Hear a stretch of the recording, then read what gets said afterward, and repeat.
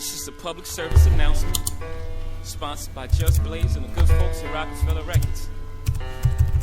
Fellow Americans, it is with the utmost pride and sincerity that I present this recording as a living testament and recollection of history in the making during our generation. Allow me to reintroduce myself. My name is Ho. What's up?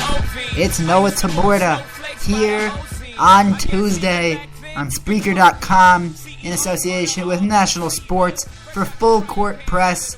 And if you are new to this show, this is a basketball show. I'm going to be talking about everything basketball, of course, right now, the preseason. So not as much action as normal, not as much to talk about, but still action nonetheless. Looking at some of the key injuries, maybe some of the additions, how they've been playing early on. And, just looking at all the news around the NBA, even when it's not pertaining to how a player's playing on the court. So, information, all of that stuff, the number to call.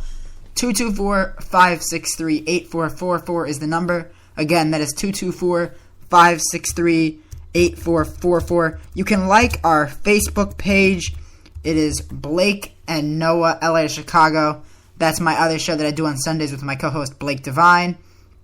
Again, that is Blake and Noah, LA to Chicago.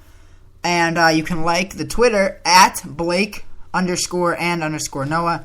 That's at BLAKE_and_Noah, NOAH. So let me just put that in the comment section for all of you guys, and then we'll be underway. So today I'm going to be talking about a couple of the headlines first. Then I'll be going into looking at some of the standings for preseason, though the preseason standings don't matter that much. Still going to be looking at it. I'll be looking at some of the standout performers, how the rookies are performing in their first taste of NBA action. So let's get it started. And we are going to start with LeBron James. In case you haven't heard, he talked about his two role models. And, of course, in case you didn't know, he's a big Michael Jordan fan.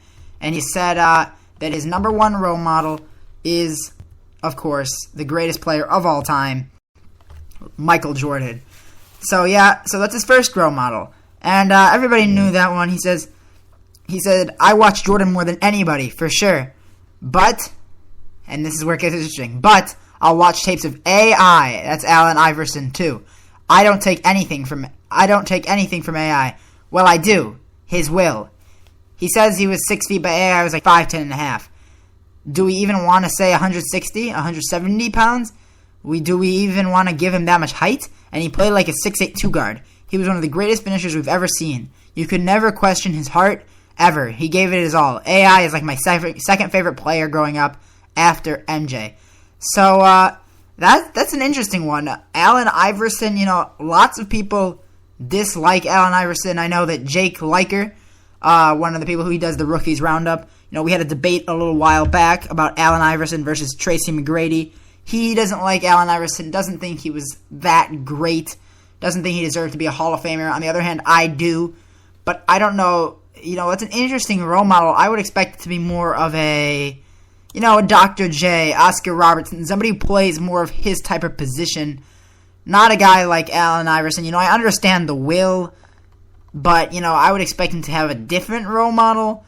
And, then he goes on to talk about it, and this is where, MJ's going to take offense. He says, MJ wasn't perfect. MJ had bad games. He had turnovers. He had games where he felt like he should have been better. But I think the greatest thing about MJ was that he never was afraid to fail, and I think that's why he succeeded so much. And obviously, MJ, he may not retaliate, but he's going to dislike that because he never likes to admit that he had his struggles. He's one of those guys, and, you never want to admit that you have the struggles. And LeBron James then went on to say, that's one of my biggest obstacles. I'm afraid of failure. I want to succeed so bad that I'm afraid of failing. And, that's a big problem for a lot of people. It's just, you can't expect an NBA player, especially one with such high ceiling and such high expectations, not to be afraid of failing.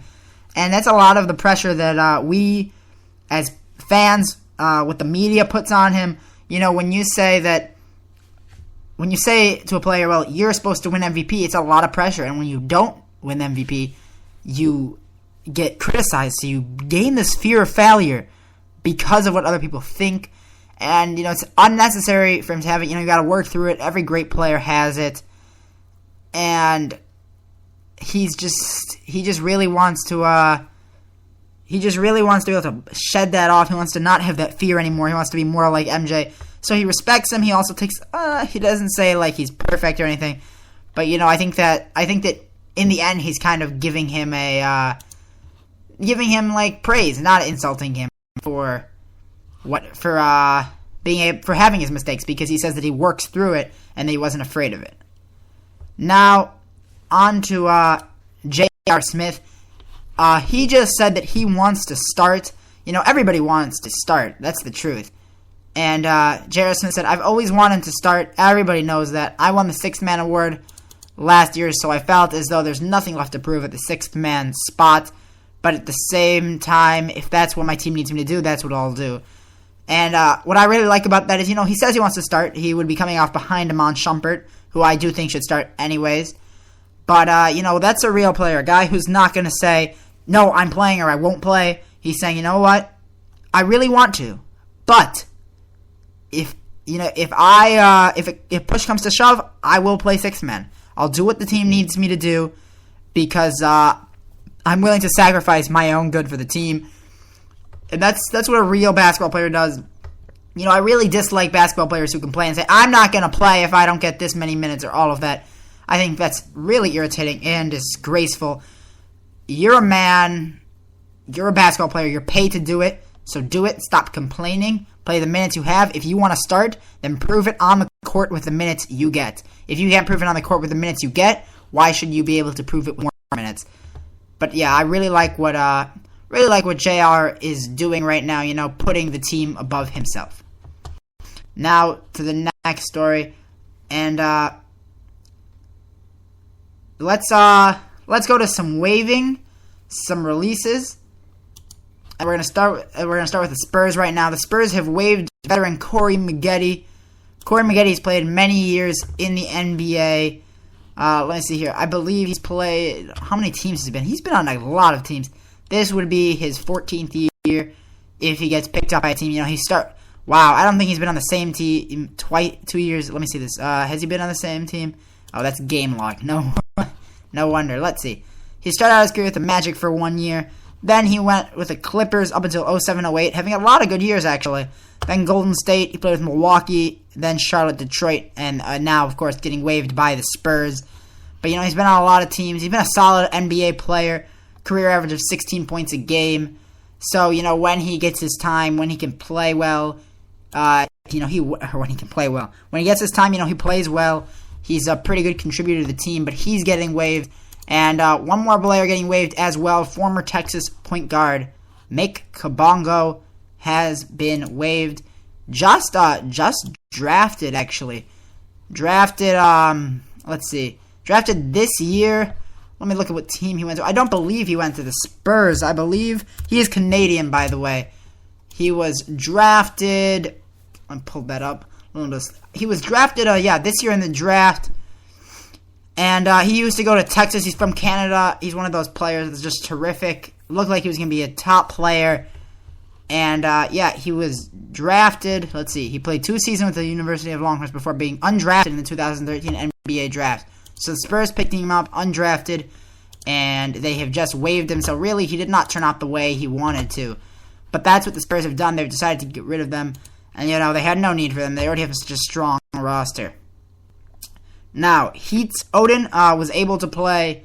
Greg Oden was able to play in his first full practice. So that's good news for Greg Oden. Good news for Greg Oden fans. The former number 1 overall pick. Full practice, looked very good.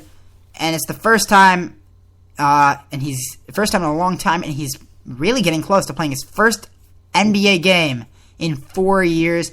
So he will be rusty. Don't expect him to come out. Same thing with Derrick Rose. People are expecting him to come out and be perfect.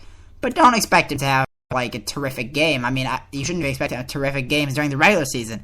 Solid player. Won't do too much. But, he will, he'll still have a good year. Now, to the next topic, and this is on Kevin Durant. The Thunder want him to have more of a distributor role. And I think that maybe because the loss of Westbrook and, you're not going to know when he returns, so they want him to share the ball a little bit more. And, he can score, and we all know that, but they want to be able to get Cephalosha involved. They want to get Ibaka involved. They want to get everybody involved. He had averaged a career-high 4.6 assists last year, despite finishing second in NBA scoring behind Carmelo Anthony. So he's definitely getting better at that. So they want him to become more of a playmaker, and I understand that, especially with Westbrook out.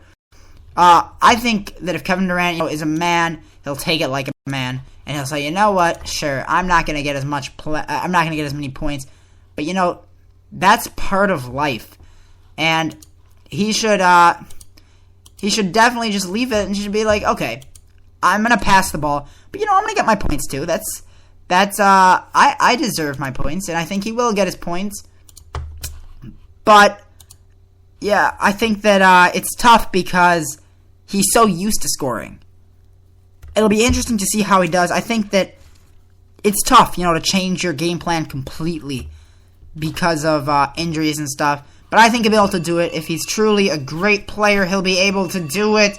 I think he'll do well. Now on to the next story, and the Kings Landry, that would be Carl Landry. He had a terrific year to start to the year last year. He's now on the Sacramento Kings, was on the Golden State Warriors before. He will have hip surgery and probably miss much of the season.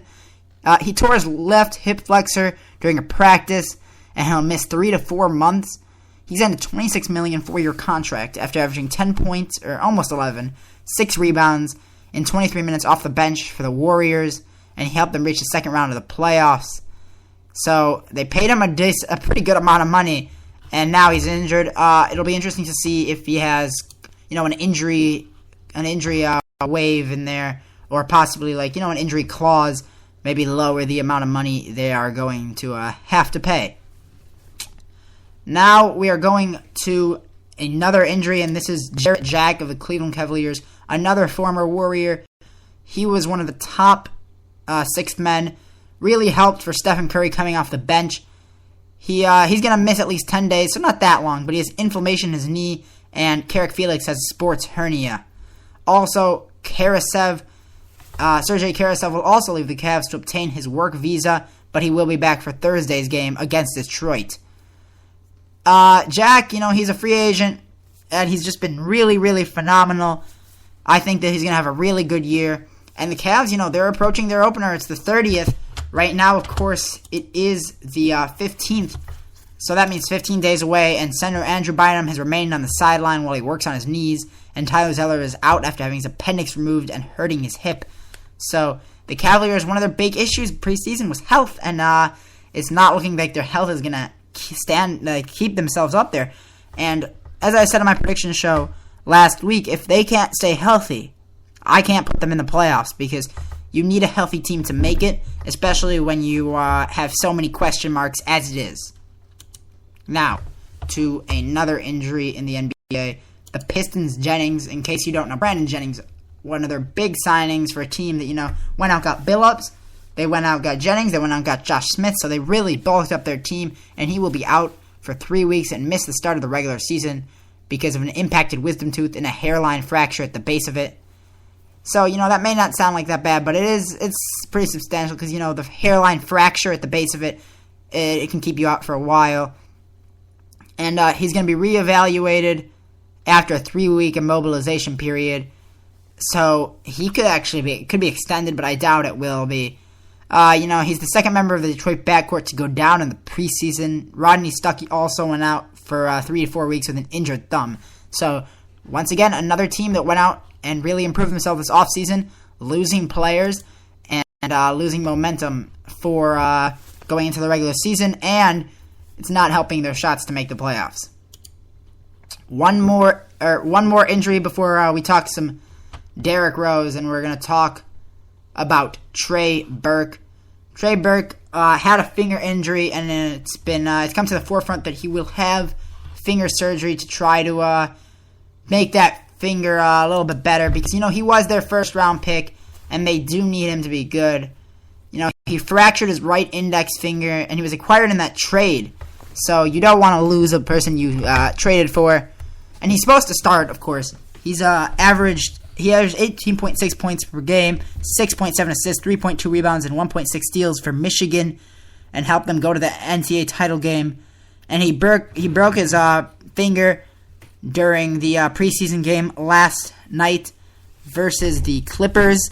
So it's just come out, that injury. And now, of course, as I said, it's time to talk a little D Rose. And if you haven't heard, he was feeling a little knee soreness. So every Bulls fan, including myself, just took a big gulp of air, holding our breaths. Luckily, he says that he's hopefully going to be able to play Wednesday. And he said, my knee was good. I was never worried about it. I could have played, but the front office made a decision to sit me. My health is the number one concern. So, that really helps it. And he said, I'm fine with people asking, man. It's just something I've got to deal with. Does it get irritating? Sometimes, but I had the injury, and it's something all of us have to go through. So, at least he understands that. And it's very good that he's going to be okay. That really, really helps out, because I was getting a little worried.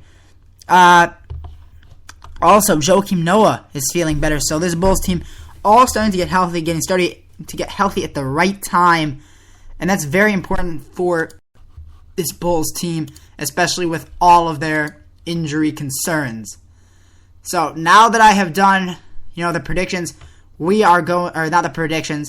the news, all of that, we are going to take a quick commercial break.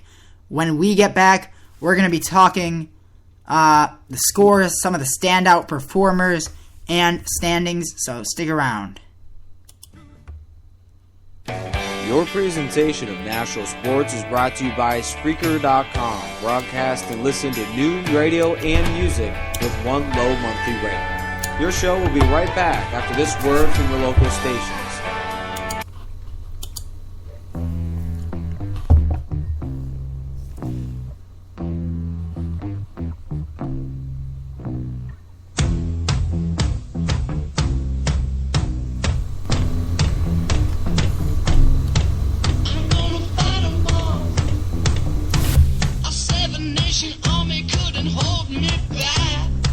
And we're back, full court press, finishing off this week's NBA action.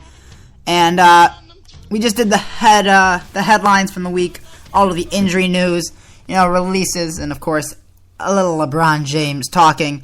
Always interesting to hear what he has to say. So, the information, 224-563-8444, the number to call. So definitely call in, give us your opinions, your thoughts. Bounce it off of me, I will do my best to answer. And you know what? Give me a good question. Don't ask a terrible question like, are the Heat good? Give me a good one. Twitter at Blake and Noah. That's at B. That's a capital B. LAKE _ and _ capital NOAH. And like our Facebook page, Blake and Noah, LA to Chicago. Okay. So now that we've got that down, let's get started. Going to the scores right now. A couple of scores going on. Not a couple. There's a little bit more than a couple right now. So we're going to start with the games closest to ending, starting with the Wizards Heat. Wizards up 100-79. Not even close. The Heat did just score to make it 100-80. It was a free throw, obviously.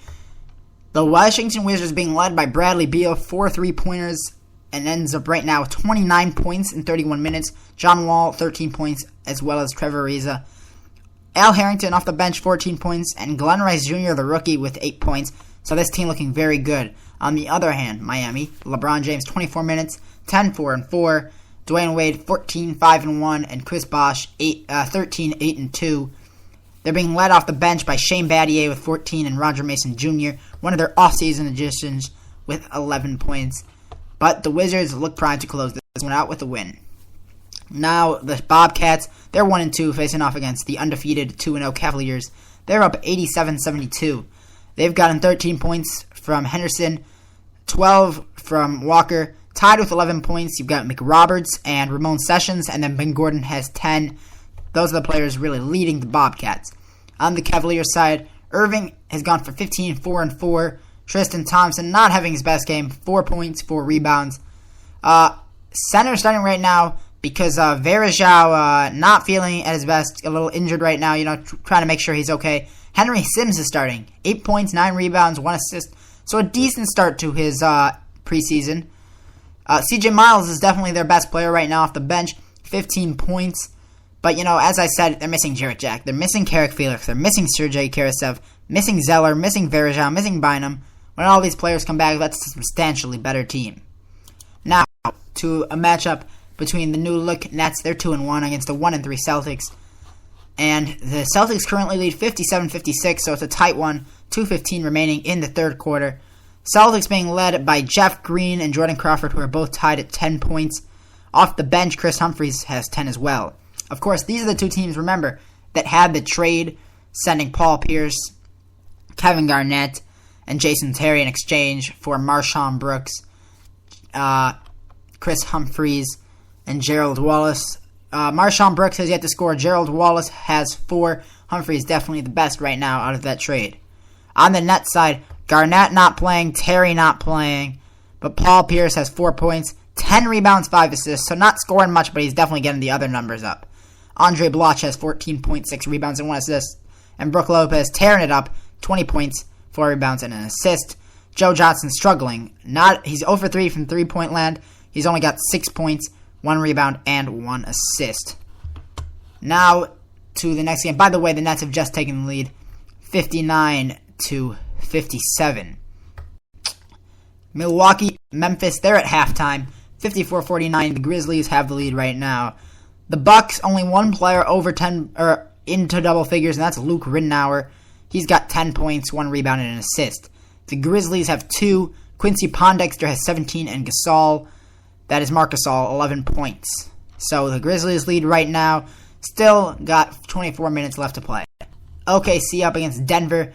Denver, without George Karl for the first time in a long time, and the Thunder are up by 15 at half, 34-39. They haven't allowed 25 points in a half yet today, or 25 points in a quarter. The Denver Nuggets, their starting lineup has only combined for 13 points. Bench only combining, of course, for 26 then. Only one player in double figures, and that's backup point guard Andre Miller, who's got 10 points, and nothing else for him, just those 10. Nate Robinson, a new acquisition, getting very close. He's at 8, and another player close is JaVale McGee, one of the least smart players in the NBA. But, he's getting it done right now, and he's trying to keep them in it, but it's not looking like they really have a shot. Meanwhile, the Thunder, Durant, 22 points, and he's also got 3 assists, so, double that, 6. That's a decent number if you want to be a playmaker. So, he's trying to pull that number up. He's also got 4 rebounds. Ibaka, 8 rebounds, 3 assists. He's also tacked on 11 points, and those are the 2 players in double figures for the Thunder, but it's really enough right now. Early this morning, Golden State took on LA, and Golden State was able to win 100-95 behind David Lee's 31 points and Steph Curry's 24 points. Bogut also had 14 rebounds, 9 points. Off the bench, they had Klay Thompson, who ended up with 13 points. Their starting lineup right now looks like this. Steph Curry, Iguodala, Draymond Green, Bogut, and Lee. Possibly that might change. You may move Iguodala to small forward and move Klay Thompson in there. We'll see. Meanwhile, the Lakers side, Gasol went for 15. Kaman went for 14. Nick Young for 18. And Xavier Henry for 15. So a decent day from their younger players in Nick Young and Xavier Henry. Though Nick Young has been around for a while. He's not really that old. But a couple of their other younger players, Elias Harris went for 4. Darius Johnson had a tough day. Only 5 minutes. Didn't have his best game. And that's about it. Ryan Kelly, 6 points in 12 minutes. He got done what he needed to get done with the minutes he was given. A solid game for him. So that's about it. LA Clippers will take on the Phoenix Suns tonight. But for right now, the Wizards Heat has just gone final. 182 is the final score. Beal finished with 29 points. So that's the win for the Wizards as they get their first preseason win. No other games really close to ending or below 2 minutes yet in the fourth quarter. Now to some of my surprise players, the players that I have liked so far. Actually, no, before we do that, it only feels right that after talking about the records and who's winning, we go to standings. Of course, right now sitting atop the Eastern is Miami, but they, after losing, will drop, as will the Cavaliers. So Chicago will sit alone at the top right now with 3-0 record if the Cavaliers lose, as it looks like they will right now. Miami, though, right now 3-0. Cleveland 2-0. Toronto right now is 3-1. Detroit 2-1. Brooklyn 2-1. Philadelphia 2-2. The rest have a losing record. Atlanta, Charlotte, New York, and Orlando all have 1 win and 2 losses. Boston 1-3, and the rest are winless. Washington is 0-2, and Milwaukee and Indiana are 0-3.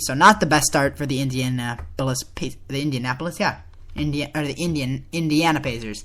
You know, they get really confusing because they have all of these Indiana teams. They just got to choose one and stick with it. But, yeah, whatever. The New Orleans Pelicans getting their first season underway as the Pelicans with those nice new uniforms. You know, I'm really digging them.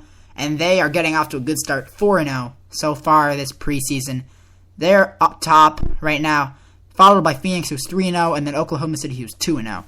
Then Sacramento, LA, Clippers, the Denver Nuggets, Houston Rockets are all tied with 2 wins and a loss. Minnesota and Golden State are both at 500 at 2-2. The Lakers 2-3, and then the rest of the teams are 1-2. Dallas, Memphis, Portland, San Antonio, and Utah. So that is what the standings look right now. If you had a division breakdown, the leader in the Atlantic, Toronto, Central Chicago, though it is close between them and Cleveland. Southeast would be Miami now. They have updated it. They are 3-1 now. Oklahoma City would be up top in the Northwest. Phoenix and then New Orleans. Or Phoenix atop the Pacific, and then New Orleans would be atop the Southwest. So that's what it's looking right now. And I'm going to go to some of my surprises, so far. And I'm going to start with the day I last had my show, and that was on Monday. So, on Tuesday, Reggie Jackson was definitely really good. He had a great preseason. He went for 29 points, 8 assists, 6 rebounds. So definitely good day from him. And I expected no less. I really liked what I saw from him in the preseason. I think he'll be a good backup for Russell Westbrook, and I expect more good performances from him.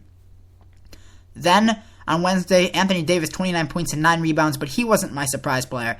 It was John Lure, 17 points, 10 rebounds, 5 assists.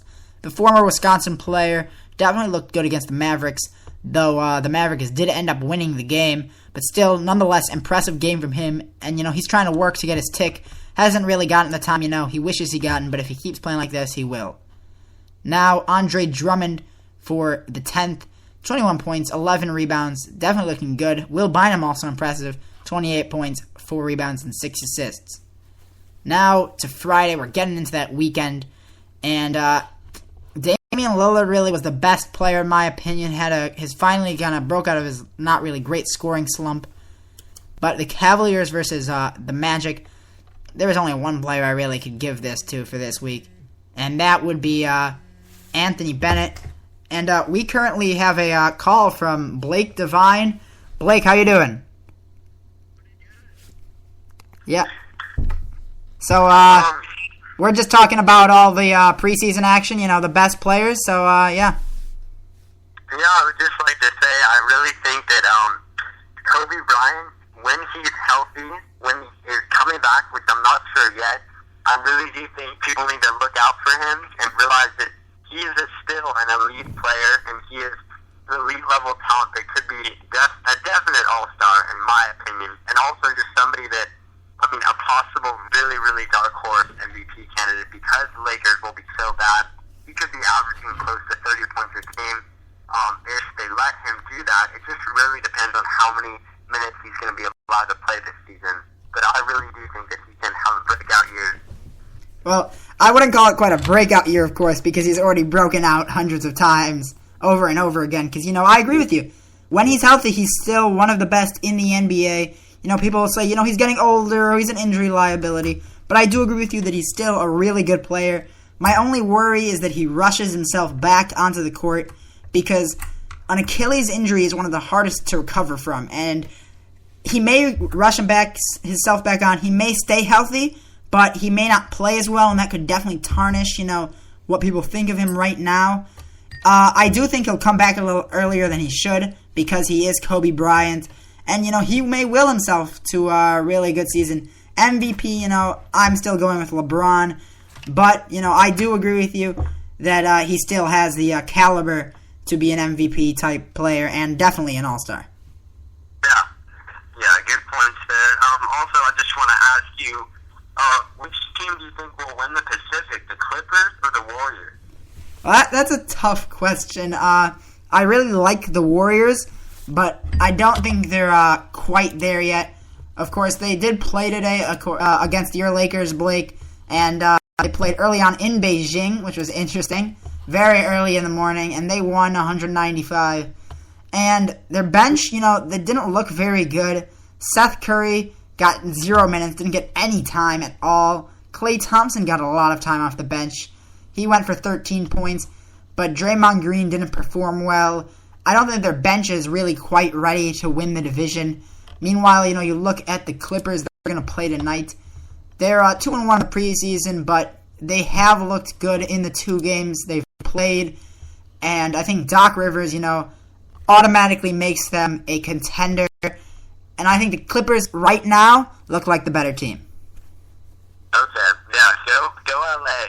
Yeah. Watching the Dodgers right now, too. They are now only trailing 3-2. Oh, they came back? That's good. Also, I know your Red Sox got the win. That was another defensive game. Yeah, I'm excited for my 2 teams, rooting them on tonight. But thank you for having me on your show. Yeah, no problem. Talk to you later. See ya. See, everybody, you guys should call in, That way you guys can ask me your questions. All of this is just more reason for you guys to call in. Don't be scared. I don't bite. But back to what I was talking about. Some of the makeup players. I left it Friday, and I said that the number 1 player for me on that day was, of course, Anthony Bennett. And, of course, I have to talk about him. The number 1 overall player in the draft. A lot of people disliked the draft pick, thought it was a stupid pick. But Anthony Bennett was really good this game. Not the leading scorer, but he went for 16 points, 4 rebounds, and an assist, and really led them in that comeback. He also had points from Dion Waiters. Went for 21, but Anthony Bennett really impressed me in that second half. Now on to Saturday. Most people were watching the college football, all of that.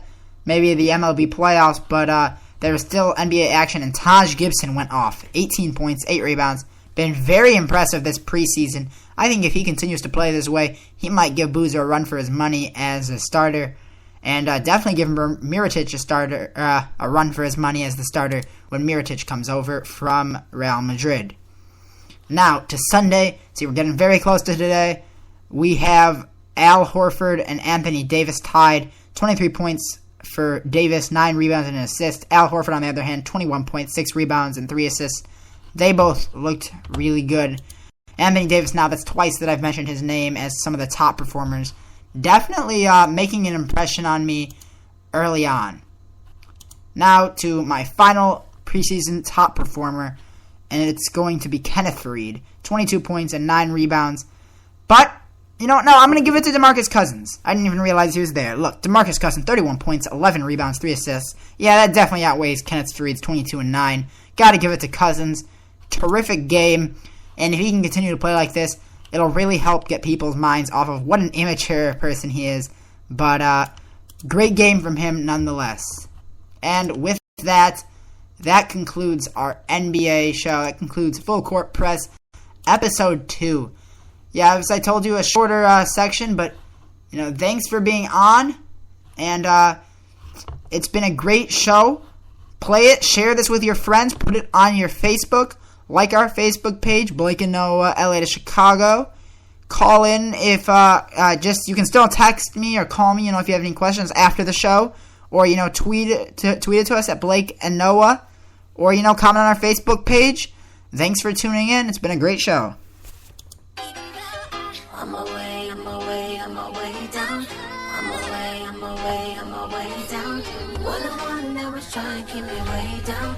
Like the sun, I know I found my way back. They tell me I should fix my grill cause I got money now. I ain't gonna sit around in front like I ain't thought about it. A perfect smile is more appealing, but it's funny how this crooked, look at how far I done got without it. I keep my twisted grill just to show the kids it's real.